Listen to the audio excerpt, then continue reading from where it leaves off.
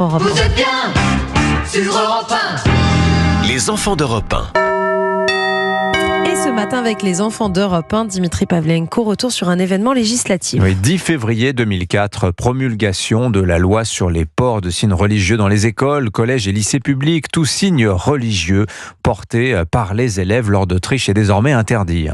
Oui, l'idée de cette loi, c'est de mettre un terme aux polémiques liées au port du voile islamique dans les collèges et les lycées publics depuis une vingtaine d'années en France. Le ministre de l'Éducation, Luc Ferry, va proposer au Parlement une loi sur la laïcité à l'école. Les proviseurs de collège ou de lycée doivent pour l'instant composer avec une législation assez floue sur la question du foulard. Des directeurs d'établissement demandaient une loi pour clarifier les choses, comme ce proviseur en région parisienne qui témoigne alors sur Europe 1 en 2003. Est-ce qu'on peut admettre qu'un élève porte un voile? Est-ce qu'on peut admettre qu'un élève n'aille pas à un cours de sport parce qu'il ne va pas faire de la natation, se mettre en maillot de bain devant les autres élèves? Est-ce qu'on peut admettre qu'il y ait des pressions autour du ramadan? C'est pas toujours simple de définir ce qu'est trouble à l'ordre public. C'est le moment d'agir car les cas de conflit sont récurrents, dit-il, dans les établissements. Dans un autre lycée, le proviseur a donné l'autorisation aux jeunes filles musulmanes d'entrer à l'école avec un bandana. Un groupe de jeunes filles arrive, puis elles retirent leur voile et sortent de leur sac des foulards et des bandanas qu'elles ajustent sur leur tête. Voilà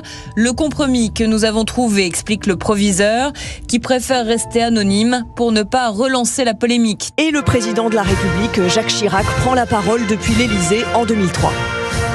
L'école publique restera laïque.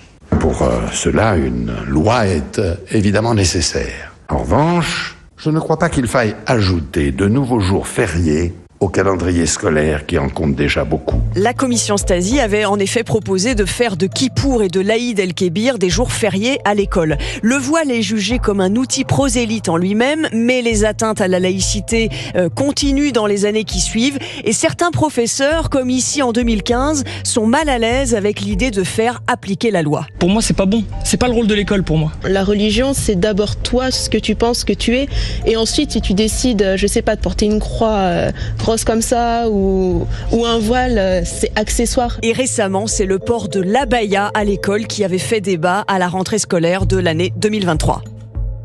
Merci beaucoup. Lors d'Autriche Réalisation, François Demoulin.